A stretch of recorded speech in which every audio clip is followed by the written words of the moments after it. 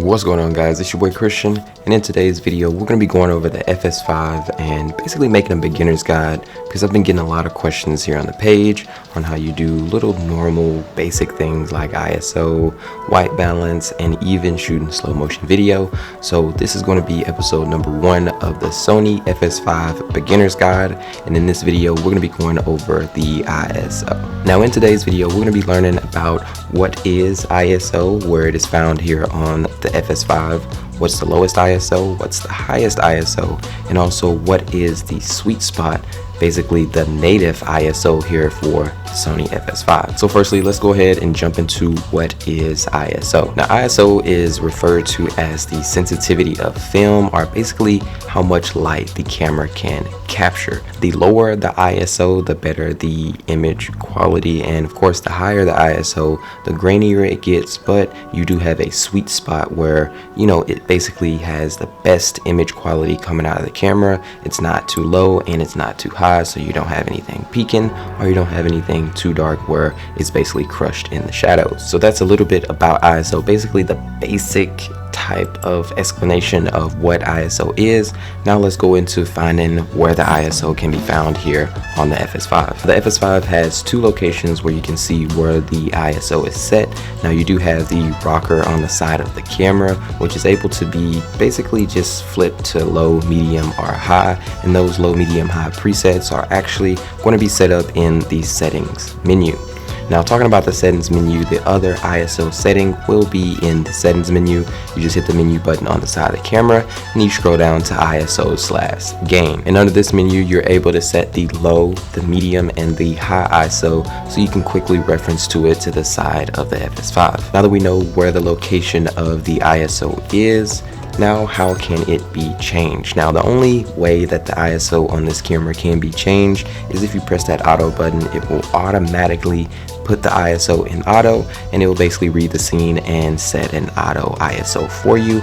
Now a lot of the times we don't use this because we want our image to not be shifting from dark to light, and if we're going to be in constant lighting environment, we can set our ISO lower and have better image quality. The only place the ISO can be changed here on the FS5 is going to be on the side of the camera. All of the operator buttons and tools are going to be on the side of the FS5 because this camera is team oriented. You're supposed to have a first AC, and or if you wanted to run and gun, you can do it with this camera, but this camera is a cinema camera, so it's able to have all the buttons on the outside. So if you have somebody doing some assistant camera work, they're going to be able to reference to all of the settings on the camera on the side of the camera. Now talking about ISO so much, let's go ahead and talk about what is the lowest ISO you can go here on the FS5. And this is going to vary depending on what picture profile that you're shooting your FS5 in.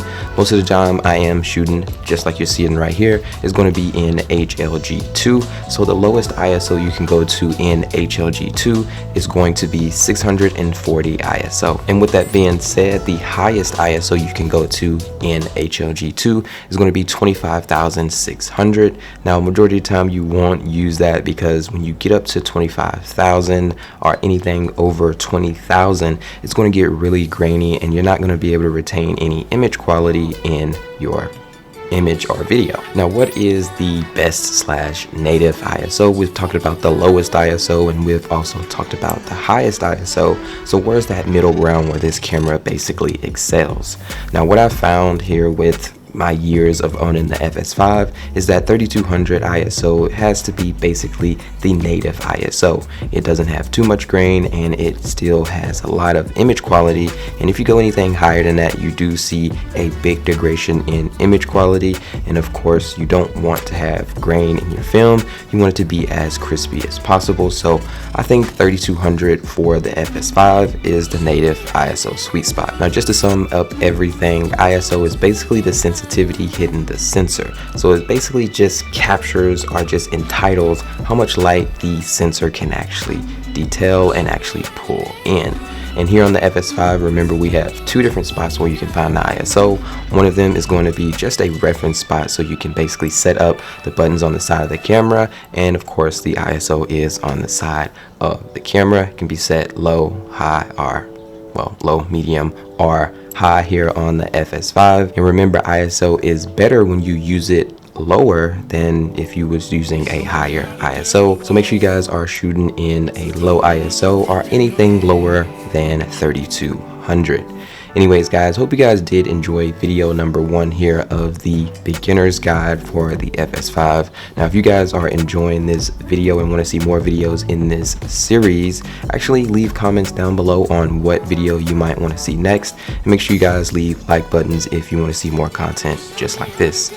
Anyways, this has been your boy Christian. Hope you guys did enjoy the video. If you did, do those other things and be ready for episode number 2. Peace.